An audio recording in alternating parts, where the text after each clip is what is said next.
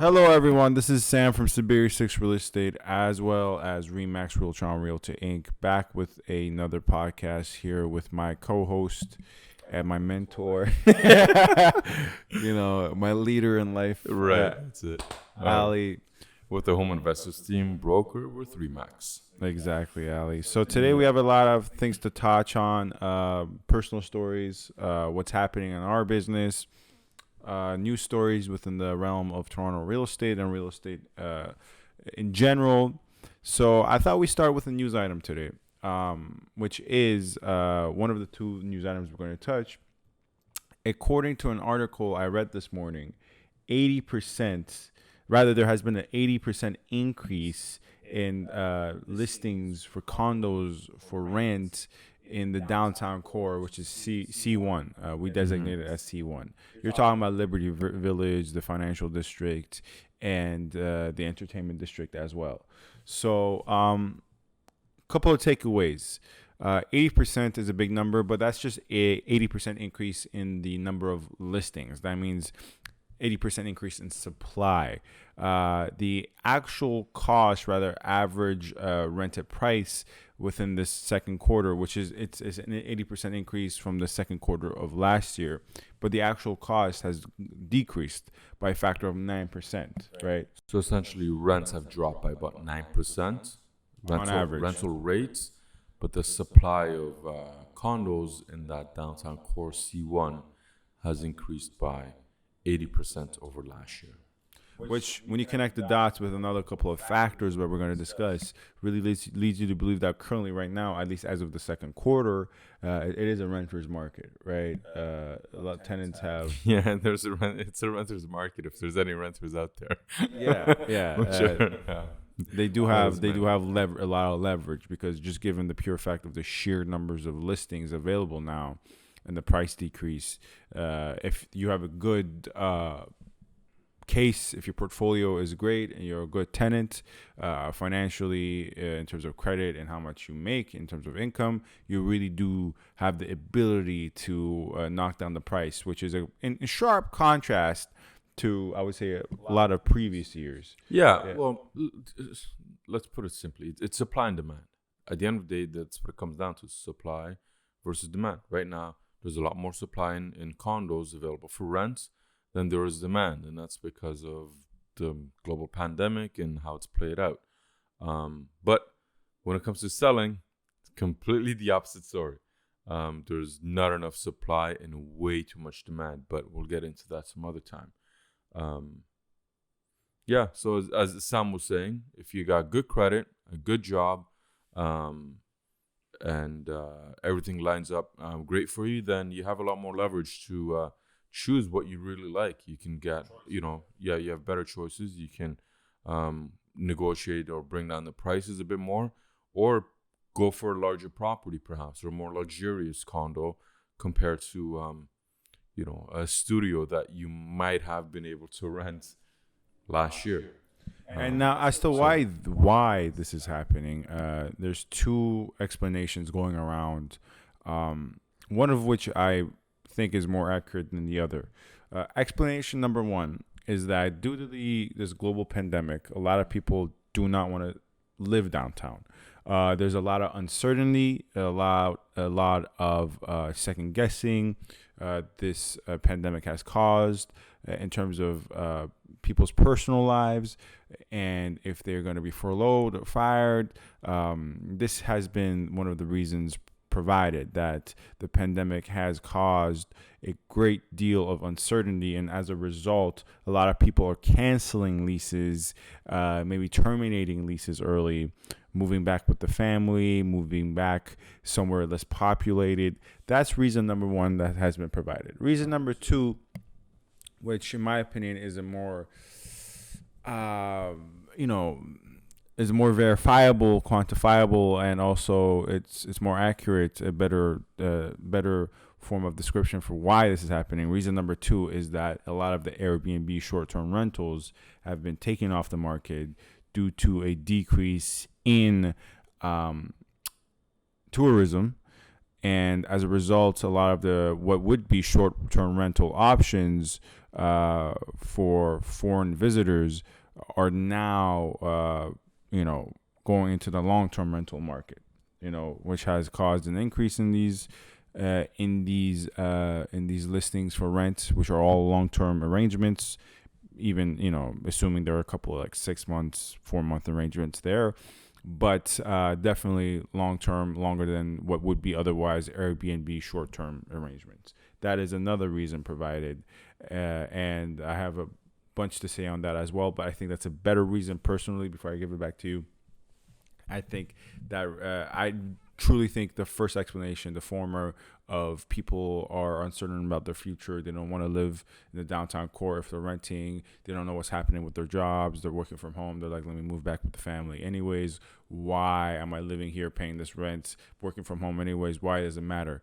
I think that reason is kind of overblown. I think just what I know about renting, leasing, and the real estate business in general from both the perspectives of landlords and tenants is very difficult just to terminate just like that. And I don't think a lot of people are going through the headache of doing that, even if both sides want to do it. I agree with you to a certain extent. I think there is quite a bit of uncertainty, but I know, for example, one of my clients I guess his lease may have been coming up, but a lot of people are just not renewing their leases and they are moving back home just because, it's, they're unserved or they're not sure about their future employment. And so they're trying to save as much money as possible. So they are moving back home or they're moving in with friends in order to save more money rather than paying that rent on their own. And so that is what's increasing the supply of condo rentals in the downtown core. I think it has to do with it's not that people don't want to live downtown. A bit of that as well, but I think it's primarily because people are just uncertain about their jobs and future income. And so the CERB money certainly doesn't really help cover both rent and living expenses, and so people are just handing over the keys. Wait, I thought CERB money was causing a lot of people not to go back to work and making them lazy. What happened? Now it's not covering their expenses? No. I didn't say that's the case for everyone. I didn't say that's the case for everyone. No, you said a lot in the previous episode. You said a lot of people let's not mince words here. Make more from CERB. That's why they're not. I didn't say a lot of people. I said some people are making more from CERB, and especially those that are living in a household where there's 3, 4, 5 people all collecting CERB. That household collectively might be making more money than they were making before CERB on minimum wage or working part-time. I still stand by that. I'm not changing that. That's in the past. Okay. We'll address it again in the future. Yeah, okay. But go on. Sorry, turn to I don't even know what I was going to say. Thanks. You were saying you were addressing one of the explanations, which is the first explanation that can be attributed to this increase, which is a lot of people don't want to live downtown. A lot of people want to move back with their family, right? Their job uncertainty, all that. You were addressing that right. possible theory. It is the uncertainty of future work. And the other thing is that I've noticed that a lot of people are more interested in moving back home because they can be with family. They don't necessarily have to be in isolation and all of that stuff, or at least before. And they have their backyards. They have, if their parents have pools and all of that stuff. And let's be honest, most people that are renting downtown are younger, and they're the ones that, they spread their wings. They moved out of their parents' home, and now they're flocking back because, parents may have a nice big home in the suburbs, perhaps with a pool in the backyard, or they have a barbecue, which in my condo, we don't have a pool, unfortunately, and I can't use the barbecue facilities because it's all locked down. And so it's nice to go to friends' homes that have backyards with either pools or barbecues, and you can enjoy the summer that way. So I think there's a lot of young people that are also going back home for that, but also to be with family and save money. Ultimately, I think it's mainly the financial incentive to save money because CERB or whatever job that they have may just not be enough to cover all their expenses. So even though I disagree with this first explanation, just to play devil's advocate against our own argument, I guess people would say it's not even so much the fact of, well, okay, there's a lot of uncertainty with just the general life, and I want to move back with my family. I think these people are claiming, when they purport this explanation, they're claiming, look, a lot of people rent downtown, not because they're just, they just are moving out, but because they're moving out and their occupation is downtown. So if you're working in the financial district and the entertainment district, whether you're a stockbroker or a stripper, you probably want to live. You probably want to live downtown. It's quite a leap there, buddy. I just said that for humorous effect. You're a funny guy. Our clientele is not. But you go to work downtown, right? A lot of people in the financial district and any sort of occupation.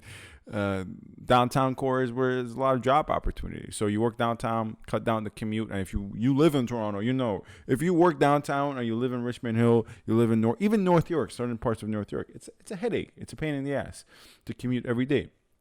So the argument is, well, now they don't have to go to an office. Now they work from home. Yeah. There's no more fixed place they have to all go to. If you work from home, I'm paying this rent to work in downtown, so to be in proximity to my workplace, but my workplace is where I sleep. So why am I even paying this rent in the first place? Let me just terminate and move back where I can live for free or much less. So that's the main premise for that explanation. What I would say is that is a good explanation, but I don't think a lot of people are thinking in that short-term context, because people are working from home now. I don't think everyone's going to be working from home in 2021, 2022. I don't think that's going to be the case. Now, I can be very much so wrong about that. Well, and let me touch point on that. It's not that everyone's going to be working from home, but they'll be spending more days working from home. A lot of my clients and friends that are in the financial sector or have, white-collar office jobs, their companies have invested a lot of money into the technology for them to be able to work from home. And so now the companies are saying when things get back to quote unquote normal, they'll might report into the office 2-3 times a week, but for the most part, they're going to be working from home. And that's because the technology exists through WebEx and all of these other online meeting software, phones and all of that stuff. So a lot of people, and I think I've heard from a lot of people that are the executives they've taken off to Muskoka and they're up in their cottage and they're working from the cottage up in Muskoka 4 or 5 times a week. And I think in the future, that'll probably be the same case. They might come into the office once or twice and then just take off to their cottage or, their home, wherever it is, and work from home, because a lot of people are setting up home offices, and that's something that a lot of my first-time home buyers that have townhouses or semis are now looking for larger space because they want a home office, they want a larger backyard, they want more space, they want more of that, just because they're spending more time at home.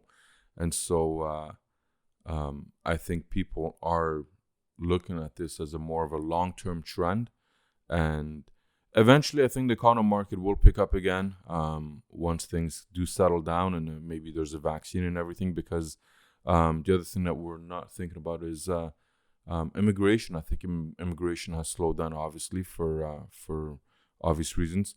And once that picks up again, you're going to have a lot more immigrants coming back into the city that are going to be looking to rent or buy, and their first point of entry is going to be a condominium. And so that market will, I think, pick up either next year or the year after that again. So it's not like it's all doom and gloom in the condo market or the rental market, but it's just, it's what's happening right now. But Toronto is a very strong market, and, it survived many things and will survive this as well. And a freehold market, that's certainly the case. So let's address the second explanation, which is now a lot of short-term rental options such as Airbnbs are no longer available, and thus as a result the other avenue in which homeowners who are investors and landlords can rent and create some cash flow for the property is now long-term rental options.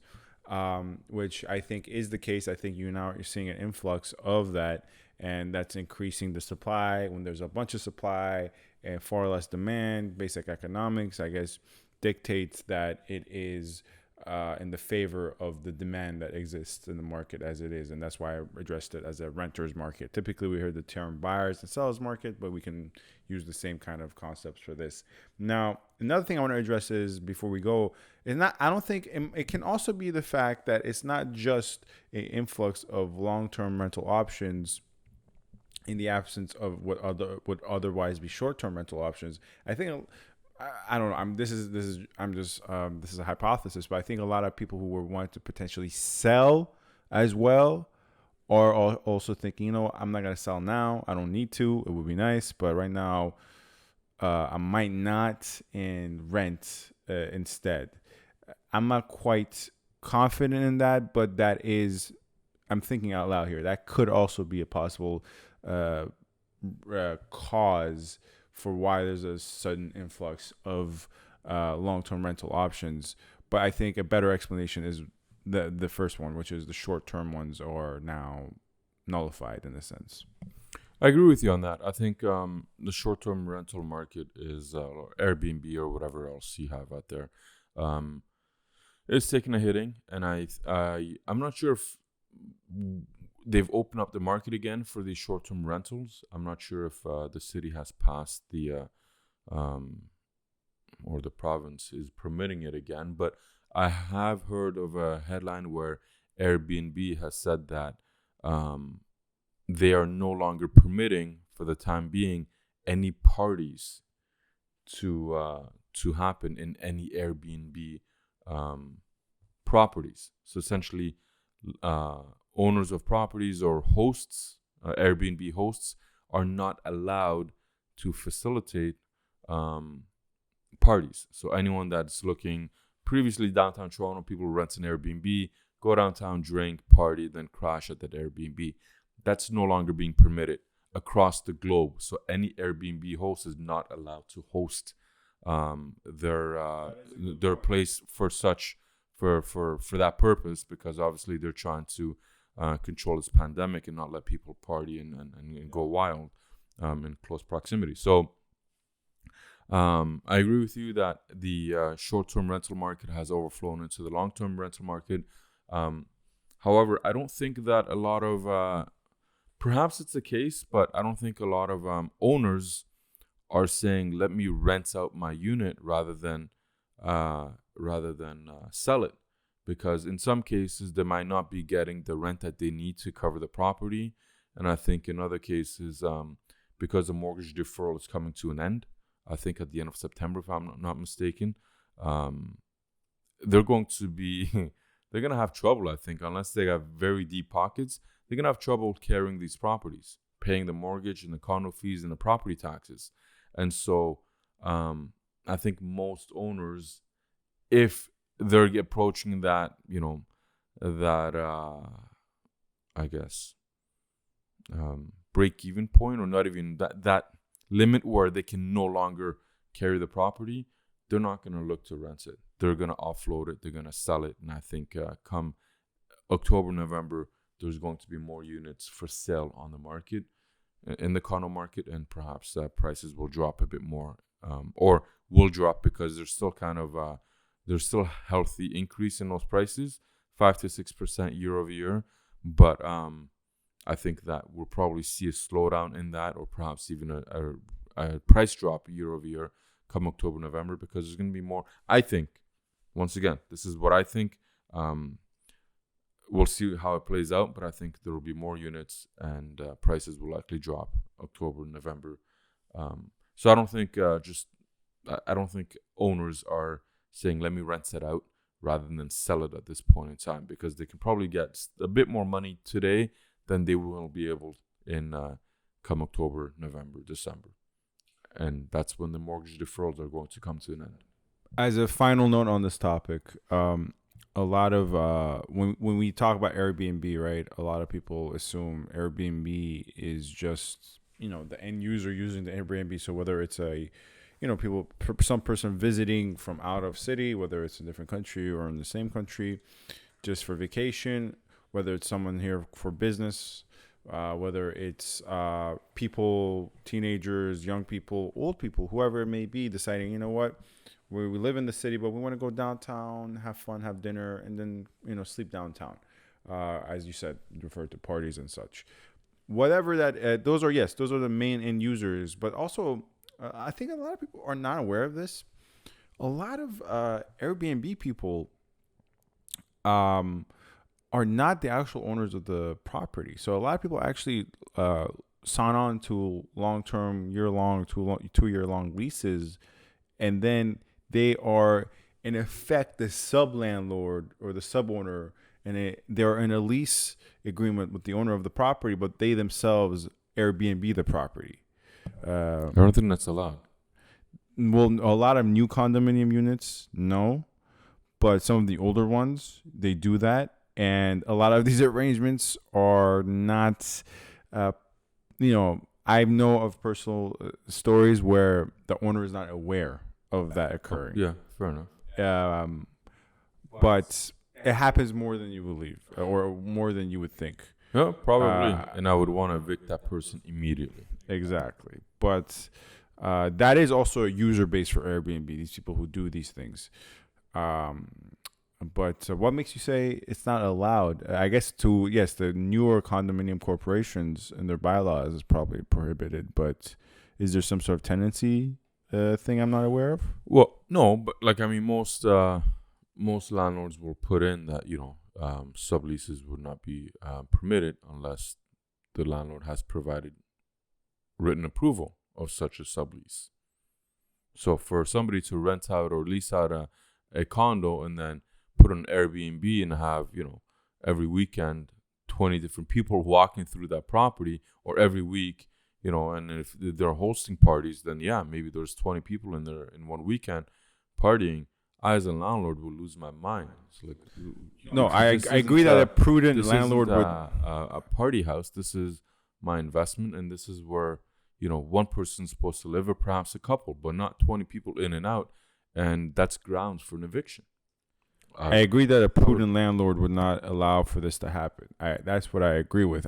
But you'd be surprised. A lot of landlords do deny sublease requests and put that clause, but that clause is not exactly enforceable. I'm aware of that. Yeah.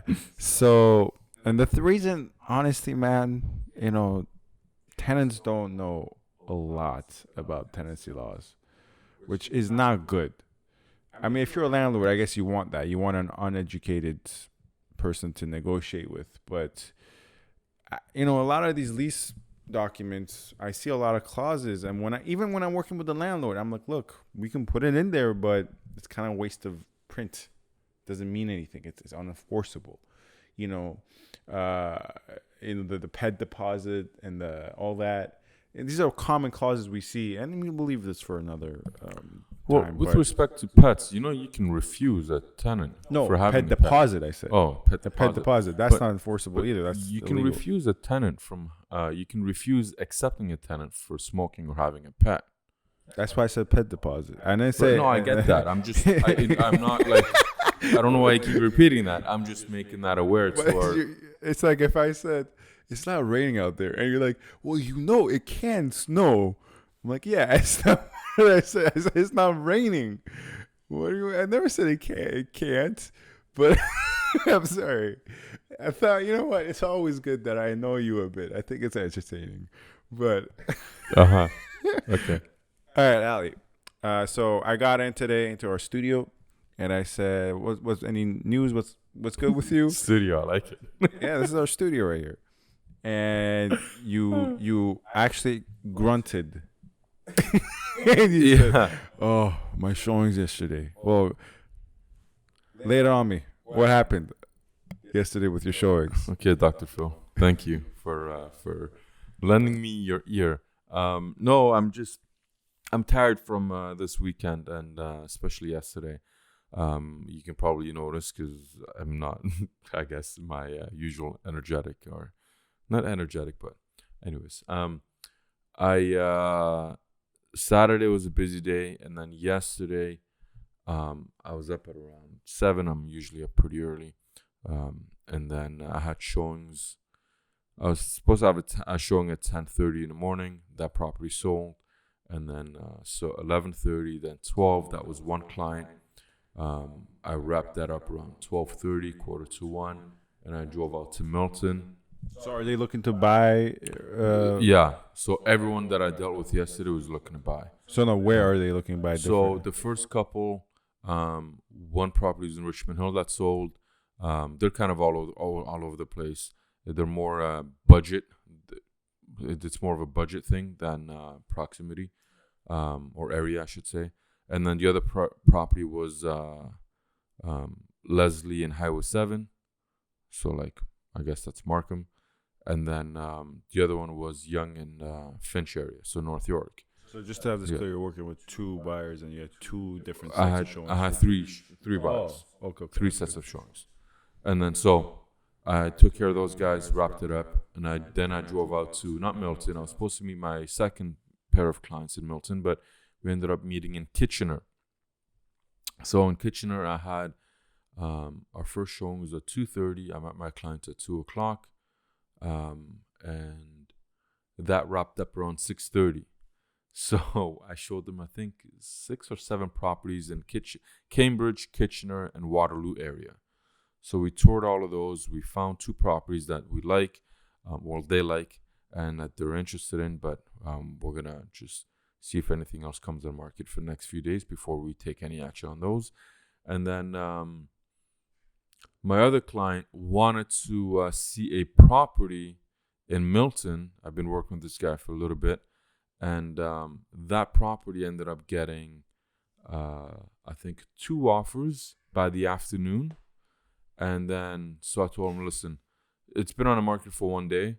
There's already 2 offers. More offers are going to come.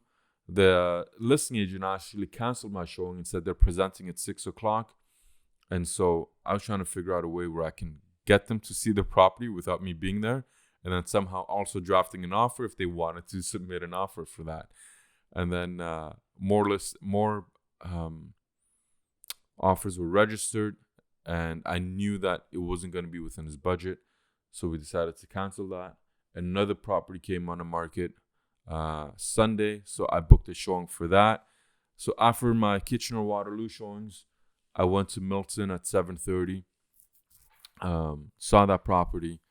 Wasn't that nice. And then we put an offer on another property that we saw earlier in the week. And my day wrapped up at around 2 o'clock last night.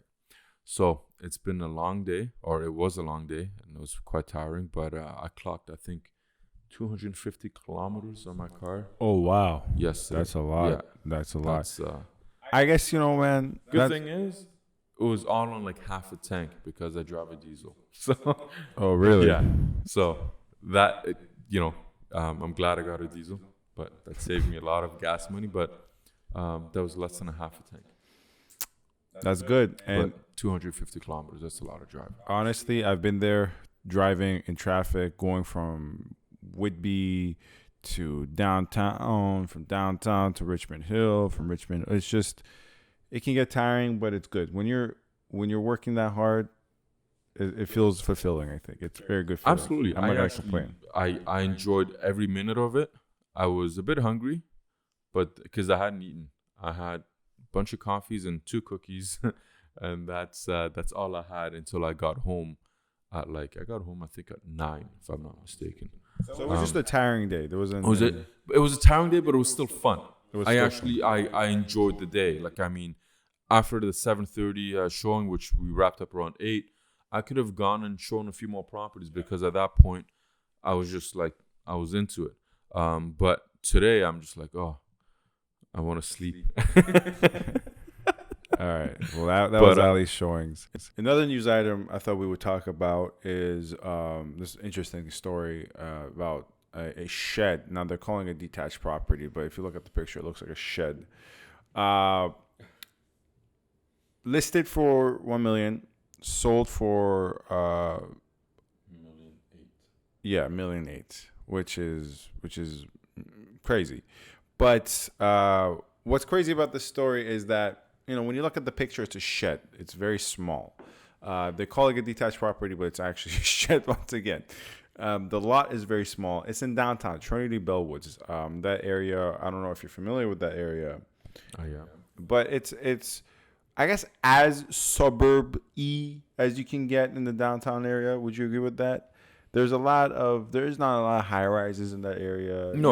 You have like a very close view of the CN Tower, the downtown core. You have great parks, great restaurants, shops all around. It's a highly sought after neighborhood because of just the proximity to downtown. Well, it is downtown, but it also has that suburban feel kind of because it's all residential and not a lot of condos and great parks and restaurants and everything. So It's honestly a 5 to 10 minute streetcar ride to like Yonge and Dundas.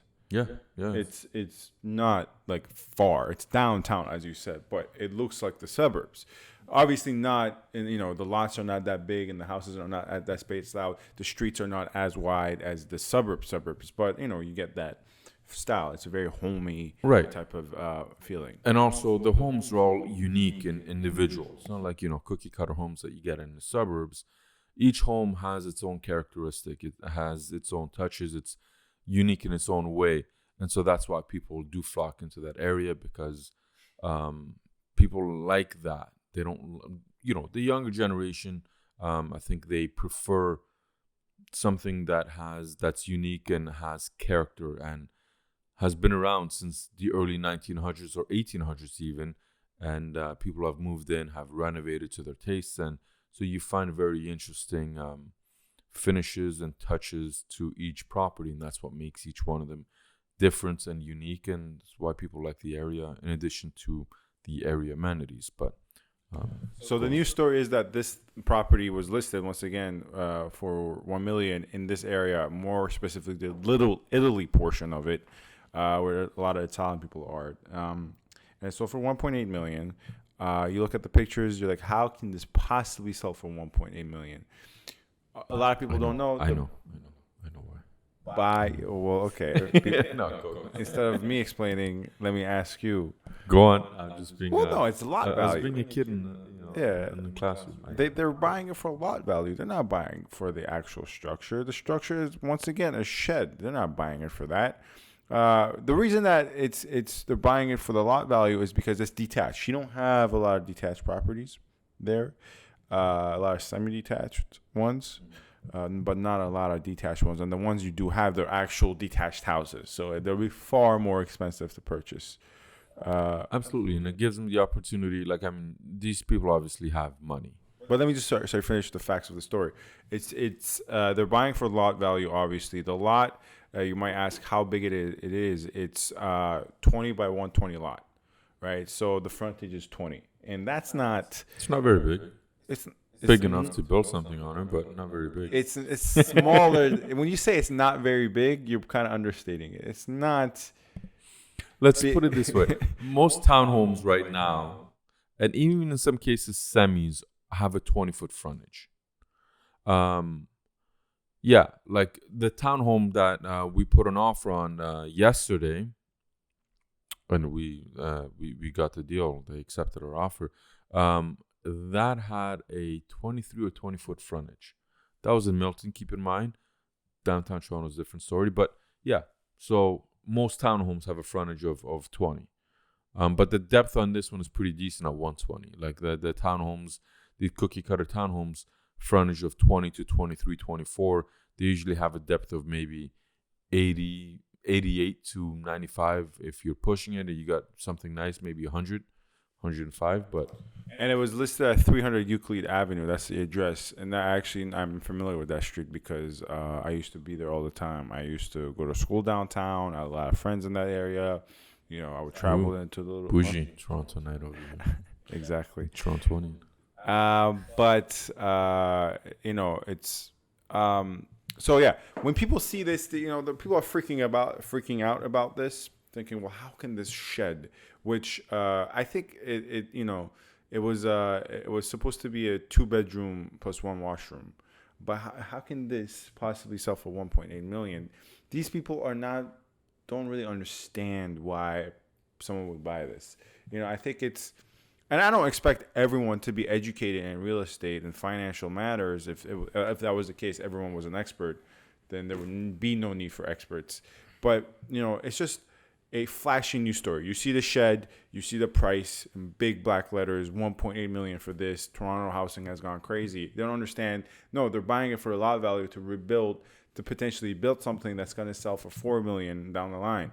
And what they can build, as we discussed prior to recording, is most likely a 3-story house, right? A 3-story home. Now, my opinion on 3-story homes, I hate them.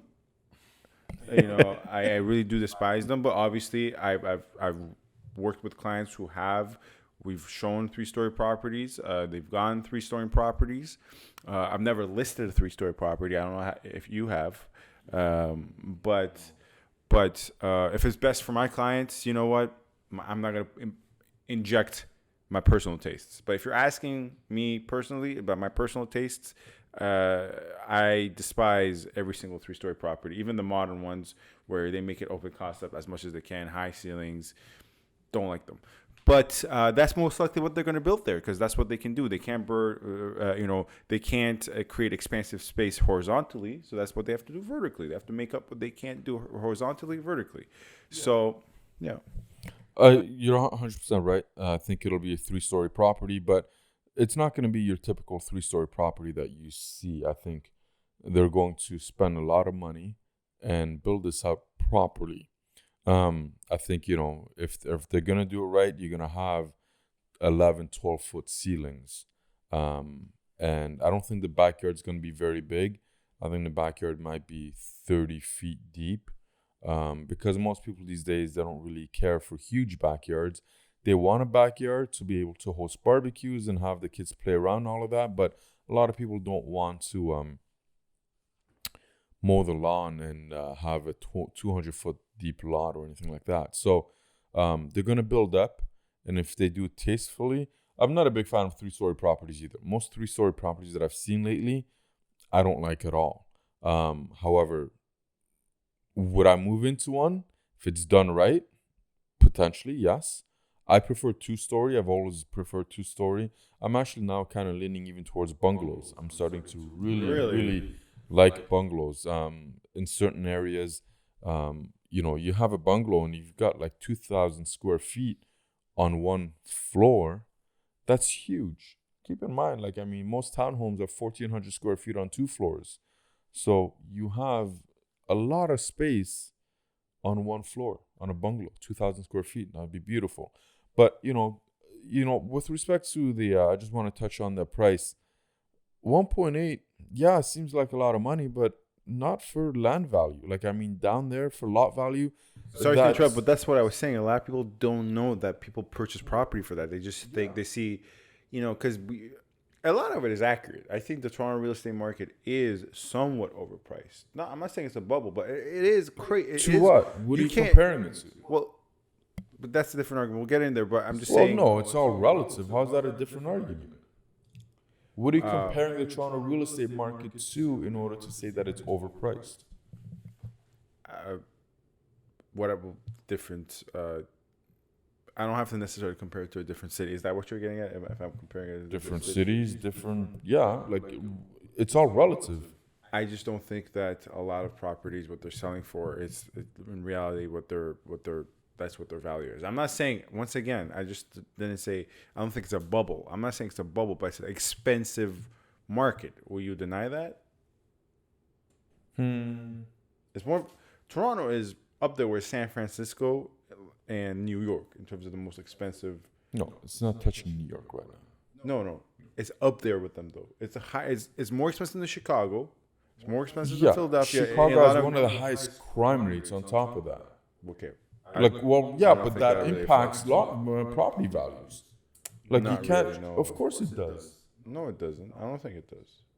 You're telling me crime does not impact property values. So let's compare Jane and Finch and Regent Park to other parts of the city. Well, the problem with Jane and Finch is it's not. I don't think it's necessarily. Yes, crime does. Okay, I made crime. It Obviously, can I just address what I more said? crime in that area. Can I just address what I said? Jane and Finch crime does affect property value, but I think it's sometimes an overrated factor, right? If I think more so what happens is that crime is a symptom of what typically does devalue property, which is bad and poorly built neighborhoods and unclean neighborhoods. So yes, crime typically takes place in areas where there is not a lot of maintenance. There isn't a lot of amenities. You don't have necessarily the best stores, the most kept proper buildings and properties. So crime typically resides there. I don't think the cause is the crime of the property value going down. I think the crime is an indicator of a bigger problem that it causes property values to go down. Now, this is a side tangent that we weren't supposed to discuss. Yeah, but hold on. If we're talking about new areas, like in terms of development, no builder is going to go into an area and develop it under because they anticipate that it's going to be a place full of crime. And No, that's not the case. Crime happens that's not after true. time. Jane and Finch, it wasn't built yesterday. It's been around for decades and decades and decades. And at one point, That's it not was true. probably a No. decent neighborhood. That's not But true. what do you mean that? What are you talking about? That's not true. You're saying that you basically claim no builder is going to go into an area and purposely build bad properties. That's what you're saying, right? Is that what you said? Below par. No, Like, I there's think no incentive a lot of to build public below par. housing is cheaply built. Public housing is not developers building I privately. know. That's First off, government. they're not private developers, but it's just it's a basic it's a principle of regression, I believe. Well, we're talking about the private sector here. But you're I'm mixing saying- public housing with the private Do you sector. think in a bad-looking public housing building, whether it's affects private housing around it? Of course it does. So why does it? Because public housing is funds provided by the government and they have limited, there's no So it's incentive for poorly the government. built, and it affects the. It may not be poorly built, but they're definitely not luxury properties. They're definitely not. but Right, they're, and that's they're definitely because not. the purpose is to just provide housing, Okay. not lavish housing. And so, yeah, that will impact Affects the area. property value of Well, all look the. at Regent Park. Regent Park was redeveloped, right? But they had to allocate a certain amount of the residents for public housing. Now, if you compare Regent Park with all those new condos that have gone up, now the builders they did a pretty decent job with the developments, but because there's still public housing there and it's still considered part of the ghetto, those condos are not going to appreciate as much as the condos out like at Yonge and Bloor. I'm just saying, crime Because the does crime affect still exists in that area quite a bit. Crime does affect property values. If I said as such, if I claimed differently, I was wrong. Crime does. However, it does not nearly affect it to the degree that a lot of people claim it does. I can literally tell you areas around where my family lives where there is public housing, there is a good degree of crime. Just 2 streets over, there is $3 million homes, detached, newly built, brand new. Crime does not affect property value as much as people proclaim it does, especially in 2020, where there's a lot of security systems. You're insulated as ever. It's not the case that crime affects property value more than a lot of other factors. So this started because Name the other factors. But in any event, we were comparing Toronto to Chicago. okay, Chicago, Philadelphia. I don't know what the Philadelphia. It's a big metropolis, Philadelphia. It's not small. It's not a small Yeah, town. I'm saying I don't think Philadelphia ever made it to the top 10 Toronto of is bigger than metropolitan cities. Toronto is bigger than a lot of these cities. It's up there with Chicago. I think it's a bit bigger than Chicago, not a lot bigger. It's definitely an expensive market. It's overpriced in certain areas. A lot of the value is projected onto the property. If you take any actual approach to value, whether it's you're deducting the structure from the land value, whatever system and formula or method you want to use for your evaluation process to come to a final estimate of what in the ballpark this or that property costs. Typically, the market value is much higher than that. And yes, I understand market value of the added element that's not quantifiable. You have a lot of quantifiable elements, number of transactions, the average list price, but you don't have that quantifiable value where it's what people also put onto the property, right? I just think certain areas of Toronto are overpriced. Now, at the end of the day, why does it matter? If it's overpriced, it's been overpriced for 30 years, then that's the price. We have to live with it. We have no choice. I understand that. Well, then right. But if it's been like that for the past 30 years, then perhaps it's not overpriced. That's exactly what I just said. I just said, yes, if someone can argue, if you're saying it's been overpriced and people have been saying it's overpriced for 100 years, then just get used to it. This is what the life is here. That's literally what I just said. Okay? So my point is, no, but Okay. my point is, it just bothered me because I was saying something in your favor and then you said the same exact thing. I'm like, I just said that. Okay. Point being, what were we talking about again? You the said shed. The shed. Listen, the shed is not overpriced. Okay, can I just finish? Sorry. I was literally in the middle of saying something. I said, you said a lot of people Floor's don't. yours. Thank you. I appreciate it. My mentor always gives me opportunity. Stop saying that sarcastically, okay? You are my mentor. What can I say? But I was just going along with the fact that there's a lot of whether you think it's an accurate thing or not. Okay, how about this? Here's our concession, right? Whether you think it's an accurate statement to say that the Toronto housing market is overpriced, whether that actually reflects reality as you see it or not. That put aside, a lot of people believe as such. Yeah, but a lot of people just don't understand how the market That's my functions. exactly point. If it's in the news all the time that the Toronto housing market is overpriced, if it's in The conversation news is amongst full of people, crap. okay. But If it's in the news, if it's people talking about it all the time, they have these ideas in their head. Then they log on, they see on the news, on Twitter, they see a picture of a shed. They see it poorly. It's not like an artistic picture of a shed. It's just like an iPhone picture of a shed. This sold for $800,000 to $1 million above asking. Sold for $1.8 million. It's a shed. They're not educated. They don't think someone bought it for land value to redevelop it. They don't think like that, right? They just go with the immediate stimulus, connect that stimulus to ideas flowing in their head, and they just say, oh, wow, this is crazy. This is Toronto housing gone out of control. That's how most average people think. And that's how we think with other stuff that we're not experts with. That's how we think with medical stuff, with health stuff, nutrition stuff. No person is an expert in everything. Right? We are the experts. We know that, that person is buying it for land value. And as you said, 1.8 million. This is all to agree with you, by the way. This whole speech, I started to agree with you, just to elaborate. That 1.8 million for land value in Trinity Bellwoods, in Euclid Avenue, is not crazy. It's actually, you're getting off pretty good. All right? So the floor is yours. I don't know what to say at this point. Listen, with respect to other things, I'm not an expert in everything. I'm not even an expert right now in real estate. Like, you probably do not want to say that. No. When you have your contact info, No. But hold on. When you have your contact info I'm a in the real estate description. professional, but to be truly an expert, like, you need to put in, what is it? I think they say on average, you got to put in at least 10,000 hours to become an expert at anything. I haven't. We are experts compared to the average person. To the average, we're professionals. We're real estate professionals. Okay, but to really become an expert in something, you got to put in 10,000 hours, active hours working at that. And I don't think most real estate agents have gotten to that point where they can be true real estate experts. I think in 20 years, we can carry that badge that we're truly experts. I'm a real estate professional.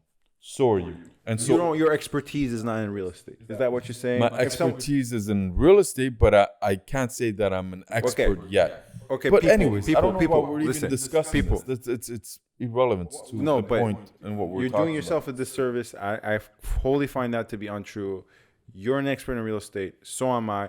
Are we the utmost experts in real estate?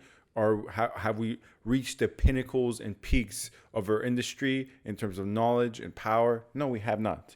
But we are an expert in real estate. So as such, a nurse or a doctor, a first-year doctor or fifth-year doctor, they're experts. I disagree. They're not experts. They're medical professionals. Doctors are not medical experts? Nope. Not until if they put in 10,000 hours. Okay. They're truly not experts. Okay. All right. Go on. That's my That's opinion. crazy. That's crazy. It's not crazy. All right, That's go the on. real. That's what an expert is. Somebody that really has a first year doctor. You're gonna really say that's an expert in the medical industry? Yes. No, because they're gonna make so many mistakes by the time they reach expert level. When have you ever associated expertise with perfection? That's not. You're claiming that's the point. Almost that, like, this business, this industry so well. I'm not saying that there's no error, there's no room for errors or mistakes, but very little. Very little. When you truly reach that expert level. I just right. I think This next to you telling me 2 + 2 is 5. I just can't even comprehend how you're telling in me any event, that doctors are not medical experts. They're not. But not if they're 1 year, 2 year as a doctor. So, in terms of land value, your assessment was that 1.8 million. They're getting that. I think we both agree they're getting off well, right? Listen, once that property is done and rebuilt, and they do a very good job at it, I think it'll be worth a minimum $3.5 to $4 million in the next few years. And it happens all over the place. And the reason why people think it's overvalued or it's way too expensive is because they really have no knowledge of, what land value goes for. Just recently, I saw a piece of land here in Vaughan. Now the land size is much bigger, but it's also Vaughan. It's not Trinity Bellwoods. If it was down there, it'd be worth even more. But it was listed at $3.6 million. It's 100 frontage by 300 depth. If that was in Toronto, it'd be worth double, because you could do a lot of, you could build a lot of homes on that parcel of land. But it's a bungalow sitting on it. It's a bungalow, maybe 1,500 square feet to 2,000 square feet. The bungalow has no value. It's all in the land because the homes in the area are selling for $6 million, 7, 8. That's what the neighboring homes that have been rebuilt are worth, right? So 1.8 million Trinity Bellwoods, to me, it's not like a big deal. I don't think it is. To people that don't understand the real estate market, certainly, but those are also not the people you should be listening to because they think everything's overpriced, right? That's just the nature of the market. I study this market. I'm always checking on MLS, seeing asking prices, selling prices, and all of that stuff. So as a professional, it's not that big a deal because it's land value. To a lot of people that are not in the business, as Sam was saying, they think it's way overpriced and the market is overvalued. But that's A, it's subjective, and B, it's relative. Relative to what is the market that overvalued? Certain projects that I see in pre-construction, I think, those are overvalued because they're putting future value into the prices today. So if you're looking at a condo that they're selling at $1,400-$1,500 per square foot, meanwhile, the current resale market is selling for $900 a square foot, they're putting $400 or $500 in future value into the pricing today. That's overvalued. That doesn't make sense. Why would I pay $1,500 per square foot for something I'm going to take possession over in 3 years when I can take possession of another property that's currently on the resale market for under $1,000 per square foot? And I can rent that out or I can live in it today. So when you're looking at, this is where overvalue, I agree. There's certain projects or certain deals that are overvalued because of that. They're putting future value into today's prices, such as, for example, when people say, oh, the subway's coming to Richmond Hill, so my property is now worth, instead of 1.5, it's worth 1.7. No. Your property is still only worth 1.5 because I'm not going to pay $200,000 for future value of a subway system that hasn't even arrived yet. Right? There talks about the subway coming. Knowing Toronto, the city planning, I doubt it will arrive on that'll schedule take anyways. 10 years. So why am I giving you a $200,000 premium for subway that might take 10 years to come to Toronto and to Richmond Hill? That's overvalued, and that's when people really think the property is worth more, or when somebody actually pays that kind of money for something that's going to happen in the future. But otherwise, if you price it fairly to today's market and somebody's willing to pay that, I don't think it's overvalued. I mean, that's just the market. People are willing to pay for it because When you compare Toronto to many other markets around the world, it's actually still very cheap. The quality of living here, rated top 10. And when you compare that quality of living compared to other top 10 countries, and then you compare the prices, we're still a discounted city. Substantially compared to places like Tokyo, Shanghai, Hong Kong, New York, San Fran, even parts of... Are you kidding? San Fran is expensive. Oh, I thought you were saying the opposite. No. Sorry. Toronto is a I discount get it. compared to a lot of those. We just had a miscommunication. Yes. Yeah. So tell me it's overpriced. Prove it to me. Let's compare to other top 10 countries where the quality of living is just as good as Toronto, and then tell me that we are overpriced compared to those cities. Are our prices soaring and creeping up day by day, month by month, year over year? Yes. Are we in some ways catching up to other major metropolitan cities? Yes. But still, I think we're still a discounted city compared to many other places. And there's going to be so much more investment in infrastructure into the subway system, which to me is kind of pathetic, the subway system that we have right now. But hopefully they're going to keep building on it and making it better. And that'll only make our real estate values go up in value. Because when people can easily commute from place to place like they can in New York, then, New York condos per square foot are more expensive than some of the most luxurious homes that we have in the downtown, in Bridle Path. There's condos in New York that are worth more price per square foot than homes in the Bridle Path. So where would you rather live if you had that kind of coin?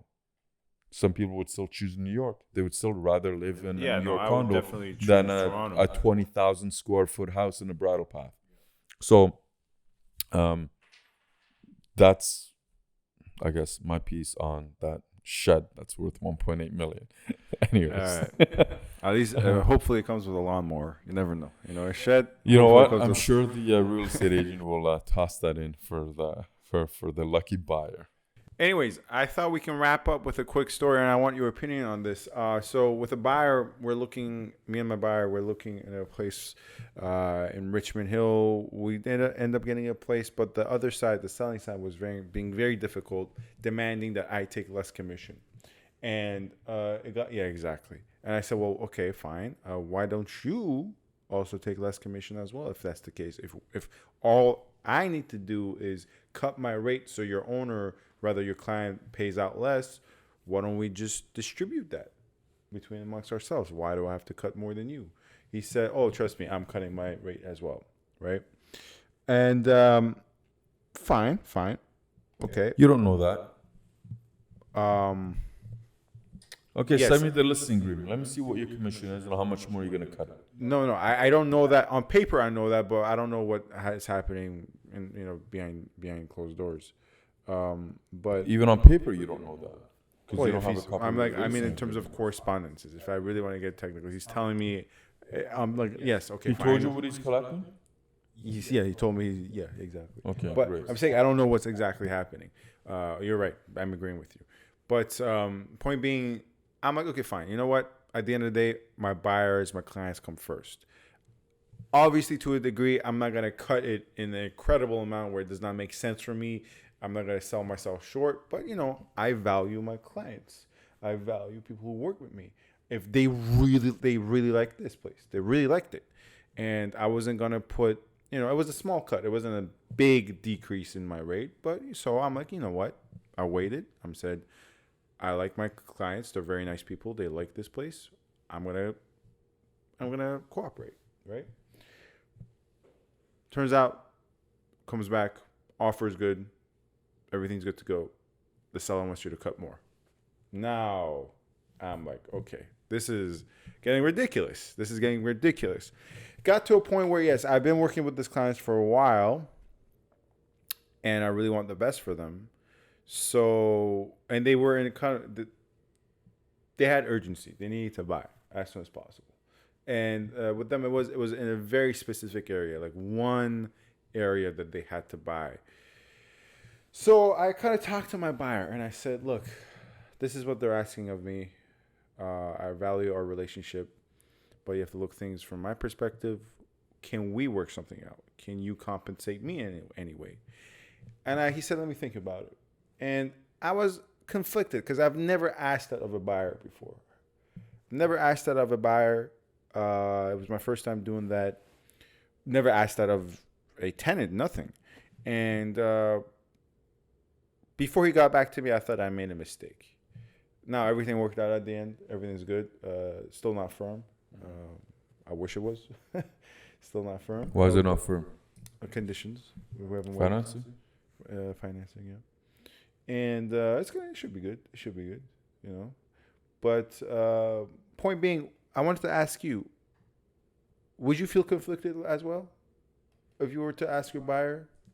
Yeah, I would feel conflicted, but I have yet to ask my buyer that. I remember one occasion where the listing agent, she was selling her family's property actually, and then she asked me to take a cut in my commission because I negotiated the price down to a point where I guess it was below what they were trying to or what they wanted to take home, and I flat out said no. Take the deal or don't. Your call. I'm not like, you don't know how much time and effort I've put into this. That's one thing where I think agents, if they're asking the buyer agent to discount their commission, that's a huge mistake. And I don't even like offering less than 2.5% commission because, you know, you really don't. Sometimes deals come together really quickly, and sometimes you spend months with a client showing properties, putting in offers, and it takes a lot of time and effort, and you know you want to be compensated for it, and you want to be compensated fairly, which is what the market usually for buying agents is 2.5%. You know, another note on that, I came across a for sale by owner. I'll touch on that in a moment, but I haven't asked any of my buyers to compensate me yet, and I would feel conflicted. I wouldn't want them to compensate me when the owner is being cheap, right? The seller is being cheap, and I think once the confirmation of cooperation has been signed, and they counter offer with a higher price, whatever, they've already agreed to the 2.5%. That's done, right? So you have that. It's like, no, we're not negotiating the commission anymore. You've agreed to the 2.5% commission. Now it's just on price. You don't want to work out on the price? Hey, it is what it is. Don't take the deal. You have every right to say no, but I can assure you that they probably want to sell the property more so than your buyers want to buy it. And if you stand firm on your no, I'm not negotiating my commission. This is the deal. You take, we negotiate on the price, and at some point you say this is the max we're willing to pay, and you stand firm on that. They'll probably come around. They'll accept the offer. But like, for example, I just wanted to mention the for sale by owner. I showed this property on Sunday, and before I called, the owner, and I said, listen, what's the commission there? And he said, well, depending on the price, 2% or 2.25%, 2.5%, I don't mind paying full commission depending on the price that I get. I said, listen, the price is negotiable. My commission is not. If I'm showing you property and we strike a deal, I don't care what price we're selling it for, but my commission is not going to be negotiated because I'm not driving from Toronto to show your property in Kitchener just so you can then tell me you don't like the price that my client wanted to offer and you want to discount my commission. That's not going to happen. So we got to be clear on my commission. It's going to be firm at 2.5%, and then everything else we can negotiate. Financing, inspection, price, all of that. But that's a no-go because other listings have already firmed up the co-op commission at 2.5%. Not that I only picked those properties, because if I was to only pick those properties, I wouldn't have gone to the for sale by owner, right? But all the other ones, they're just offering right off the board 2.5% because they know the kind of effort that buyer agents have to do in the showings and the driving and working with their clients and managing their expectations to bring in an offer, and they want to offer full commission. So in your case, I'm sorry you had to have that conversation with your buyer. I haven't been to that point yet, but I've also flat out refused. Well, it worked out well. I'm glad that it did. I mean, I hope it didn't impede on your relationship or affect that in any way. But I'm sure they appreciate the fact that you were willing to, in the first round, discount your commission a little bit in order for them to get the property that they really want. I'm still taking a discounted rate. Right. Just not what they were pushing for. And honestly, frankly, if this relationship I have is special with this buyer, and they were, like I said, once again, they were looking in an urgent fashion. They wanted it as soon as possible. Mm-hmm. So I didn't want to play hardball with the other side. I could have. But yeah, it worked out well. And, this is just another perk of providing good service for people. I'm sure if my clients were not happy with my service, they would have said no. We'll work with someone else. Why would I have to pay out of pocket? Oh, for sure. And I think you've built your relationship with that client, and they're going to work with you in the future because they also appreciate the fact that you're willing to, do whatever it takes in order to make a deal happen for them that benefits them, and the long term is going to benefit you because they're going to come back to you. And when it comes to selling that property or buying something else or referring, they're going to say Sam is a hardworking guy and he went above and beyond and even took a slightly lower commission in order to make the deal happen for us. And, that'll pay its dividends in the long term. So it's not just a short-term deal. I haven't had to approach my clients, and I guess no agent really does. But I've been asked to discount my commission. And in this case, because I knew it was that the agent was a family member, and she said that she's discounting her commission as well. I said, great, you probably already took a discounted commission. Now you're asking me to do that. It's a flat out no. I don't care to negotiate that. Take the deal or don't. It's your call. I'll find her something else. My client was in the same situation that your client was in. So, but yeah, it sucks that you have to do that, but it's going to pay its dividends in the long term. Yeah. Anyways, that's another episode. You can find my contact information as well as Ali's contact information in the description.